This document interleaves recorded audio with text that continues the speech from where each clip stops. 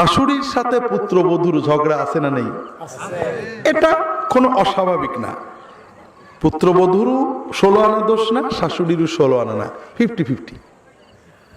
কিন্তু কোন পুত্রবধূ যদি তার মনের ব্যথা স্বামীকে বলে স্বামীকে তার পিতা মাতার হক নষ্ট করতে উদ্বুদ্ধ করে, স্ত্রীর কারণে স্বামী পিতা মাতার সাথে খারাপ ব্যবহার করে অথবা ভাই বোনের হক নষ্ট করে, তাহলে ওই স্বামীর আয়ু কমবে, রিজিক কমবে, কোনো কৌশলে ঠেকাতে পারবে না। আর যদি কোনো স্ত্রী বুদ্ধিমান হন, স্বামী স্ত্রীর সাথে শাশুড়ির ঝগড়া হয়েছে, হতে পারে, ননদের ঝগড়া হয়েছে, হয়ে যেতে পারে, পারলে মাফ চাইবেন, না পারলে না চাইবেন, উভয়েরই দোষ থাকে। তবে স্বামীকে এই কষ্টের কথা কখনো বলবেন না, বরং আপনার স্বার্থে স্বামীর আয়ু বাড়ানোর জন্য, স্বামীর রিজিক বাড়ানোর জন্য আপনি অবশ্যই স্বামীকে বলবেন যে তোমার আব্বা আম্মার সাথে ভালো আচরণ করো, তাদের হক দাও, ভাই বোনের হকটা অন্তত দাও, ক্ষতি করো না। আপনি যদি কষ্ট বুকে চেপে আপনার স্বামীকে তার বাবা মা ভাই বোনের অন্তত হক আদায় করার জন্য উদ্বুদ্ধ করতে পারেন, ইনশাআল্লাহ আপনার স্বামীর আয়ু বাড়বে, আপনার পরিবারে বরকত হবে, শবে বরাতের কোনো দরকার হবে না। তবে এটাতে আমাদের লস আছে, কথা বোঝেন, আমাদের লস আছে না? প্রথম লস আমাদের দাওয়াত কমে যাবে। দ্বিতীয় আরেকটা লস আছে, আপনাদের বলতে চাইছিলাম, আপনারা যদি এভাবে পরিবারের শান্তি এসে যায়, আমাদের কি কেন জানেন? যত তাবিজ তদবির অধিকাংশই কিন্তু পারিবারিক অশান্তির জন্য। এতে আমাদের টাকাও মানুষ বেশি দেয়। এখন যদি আপনাদের সব শান্তি এসে যায়, আমাদের কি লস না? তারপরেও দেখেন আপনারা কি করেন, আমাদের দিক যদি তাকান তাহলে আর এগুলো করেন না। যেটা বলছিলাম, আল্লাহ রসুল সাল্লাল্লাহু আলাইহি ওয়াসাল্লাম বলছেন মেয়েদের জন্য নফল নামাজ কোনো দরকার নেই, যদি করে আলহামদুলিল্লাহ গোল্ডেনে পাবে। কিন্তু যদি কোনো মেয়ে শুধু 5 ওয়াক্ত ফরজ নামাজ আদায় করে, আমাদের দেশে মহিলারা অনেকে নামাজ পড়েন কিন্তু বসে, আছে নাকি? ফরজ নামাজ বসে পড়লে কিন্তু হবে না, যিনি দাঁড়াতে পারেন, পুরুষ হোক মহিলা হোক, দাঁড়িয়ে পড়া ফরজ। আমাদের দেশে মেয়েরা নামাজ পড়েন শাড়ি পরে, ঠিক না? শাড়ি কিন্তু মুসলমানদের পোশাক না, এটা হিন্দুদের পোশাক। আমরা পুরুষেরা টুপি নিয়ে কত ঝগড়া করি, গোল লম্বা সেকুন 4 কোনা 5 কোনা পাগড়ি নিয়ে, হুজুরের মাথায় পাগড়ি নেই, মুসল্লির মাথায় পাগড়ি, নামাজ মাকিরের আছে না নেই? যত ঝগড়া নফল নিয়ে, ফরজ নিয়ে কোনো ঝগড়া নেই। যেটা বলছিলাম ভাইরা, এগুলো সব নফল মুস্তাহাব। আর মেয়েদের জন্য ফরজ পোশাক আমরা দিচ্ছি না। মেয়েদের ফরজ পোশাক এবং সুন্নত পোশাক সেটা হলো পুরো ম্যাক্সি, এই গলা দিয়ে পায়ের গোড়ালির নিচু পর্যন্ত ঝুল হবে, এই কবজি পর্যন্ত বা আঙুল পর্যন্ত হাতার ঝুল হবে, এইরকম ম্যাক্সি।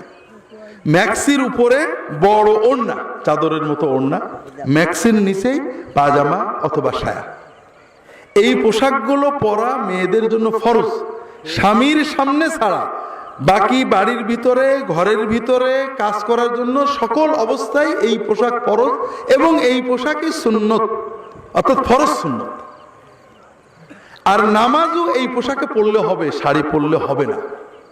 হবে কিভাবে বলছি, কোন মহিলা যদি নামাজ পড়েন, নামাজের ভিতরে যে অন্ধকার ঘরেও নামাজ পড়েন, একা নামাজ পড়েন, তার জন্য শুধুমাত্র মুখের এই জায়গাটুকু এবং কবজি পর্যন্ত হাত, এর বাইরে খোলা হারাম, খুললে নামাজ ভেঙে যাবে।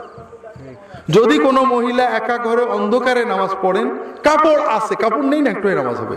আপনার কাপড় নেই ন্যাংটোয় নামাজ পড়বেন, কিন্তু কাপড় আছে, প্যান্ট একটা পরেছেন লুজ করে, রুকু দিতে গেলে নাভির খানিক নিচে নেমে যায়, নামাজ হবে নাকি? অবহেলা, হারাম, নামাজ হবে না। ঠিক তেমনি কোনো মহিলা যদি অন্ধকার ঘরে একাও নামাজ আদায় করেন, কপালের কিছু চুল বেরিয়ে যায়, কান একটা বা দুটো বেরিয়ে যায়, জুলফির চুল বেরিয়ে যায়, পিছনের চুল বেরিয়ে যায়, থুতমির নিচে গলার কাছে এখানে বেরিয়ে যায়, হাতের কাছে কিছু অংশ বেরিয়ে যায়, পেটের কাছে কিছু বেরিয়ে যায়, নামাজ হবে না। নামাজ সারা জীবন পড়লেও বেনামাজি হয়ে থাকতে হবে। এই মসলাতে আপনাদের কারোরই খারাপ লাগছে না তো আপনাদের বউদের বিরুদ্ধে বলেছি, আপনাদের কথা বলিনি। হ্যাঁ, বউরা দোজকে গেলে আমাদের কি সমস্যা, ঠিক না? আছে। বউয়েরা দোজকে গেলে আমরা কোথায় যাব? হ্যাঁ, টেনে নিয়ে যাবে সে পরীক্ষণ। কিন্তু এইরকম চিন্তা করেন না আজীবন জ্বালাইছে ও দোজকে যাক আমি একটা হুর পাবো, এই চিন্তা করেন না। কিন্তু ও যখন দোজকে যাবে আপনার টেনে নিয়ে যাবে। আমার কাছে একজন মহিলা দুবাই থেকে ফোন করেছে, খুব কান্নাকাটা করে, চিটাগাঙের মানুষ, যে স্বামীটা ঠিক করে নামাজ পড়তে চায় না, কত বলি জুমার দিনে যায় তাও দেরি করে যায়। তাহলে দেখেন, আপনি আর বেশি বলেন না, আপনার স্বামীকে বললে সওয়াব পাবেন, কিন্তু আপনার স্বামী যতই গুনাহ করুক আপনার কোনো গুনাহ হবে না, কিন্তু বউ গুনাহ করলে স্বামীর কি হবে? গুনাহ হবে। কাজে বেশি বললে তিক্ততা হবে। আপনি সেজদায় যে আল্লাহর কাছে দোয়া করেন স্বামীর জন্য, আর বেশি নসিহত করেন না, কারণ স্বামীর জন্য নসিহত করা ফরজ, আর স্ত্রীর জন্য স্বামীকে নসিহত করা ফরজ না। করেছে বেচারা, শুনে না, কি করবে? যাই হোক, অনেক কষ্টের কথা। স্বামীরা অনেক জালেম আছে, যেটা বলছিলাম, আবার বউরাও জালেম আছে, একেবারে কম না, যেটা বলছিলাম। তাহলে আপনার স্ত্রীকে আপনি বাড়ি গিয়ে বুঝাবেন, নামাজে আমাদের দেহ ঢাকা রাখতে হবে। যদি কেউ শাড়ি পরে নামাজ পড়েন তাহলে পারে তার হাতা, ব্লাউজের হাতা কোনটুকু হবে? হ্যাঁ, এবং ঝুল ছায়া পর্যন্ত যেতে হবে। আর উপরে শুধু মাথায় শাড়ির আঁচল দিলে হবে না, মাথার উপরে আলাদা একটা বড় ওড়না অথবা হিজাব দিয়ে আঁকতে হবে, যেন এগুলো খুলে বেরিয়ে না যায়। কথা কি বুঝতে পেরেছেন? মেয়েদের জন্য প্রথম জান্নাতে যাওয়ার প্রথম কাজ কি? কি? 5 ওয়াক্ত ফরজ। আমাদের জন্য একই কথা। আমরাও পুরুষ নারী মুসলমানের সবচেয়ে বড় কাজ কি? হ্যাঁ, আমরা অনেক সময় নামাজকে কঠিন মনে করি, যেমন সকালবেলায় আধা ঘন্টা হাঁটাকে কঠিন মনে করি, কিন্তু সপ্তাহে সপ্তাহে রক্ত দেয়া কঠিন মনে হয় না। এর তো কোনো ঔষধ নেই। কথা বুঝতে পারছেন না? নামাজ আমার প্রিয় কাজ। একটু নামাজ পড়ে দেখেন, সকালবেলায় মাস দুয়েক হাঁটলে দেখবেন কি মজা লাগে, সারাদিন ফুর্তি লাগে, ডাক্তারের খরচ কমে যাবে, তখন আর হাঁটা ছাড়তে পারবেন না। আর নামাজ যখন পড়বেন, নামাজের পরে দোয়া করলে আল্লাহ কবুল করে, মনে শান্তি লাগে, রোগ ব্যাধি কমে গেছে, বিপদ আপদ কমে গেছে, হুজুরের টাকার অত টাকা দেওয়া লাগছে না, দেখবেন তখন আর নামাজ ছাড়তে পারবেন না। এই জন্য নামাজ আল্লাহর সাথে বান্দার সবচেয়ে প্রিয় সম্পর্ক। 5 ওয়াক্ত ফরজ নামাজ আমাদের পড়তে হবে আমাদের নিজের জন্য। ওয়াসামাত শাহরাহা, এবং রমজানের, শুধু রমজানের ফরজ রোজাটা রাখবে, নফল রোজা জরুরি নয়।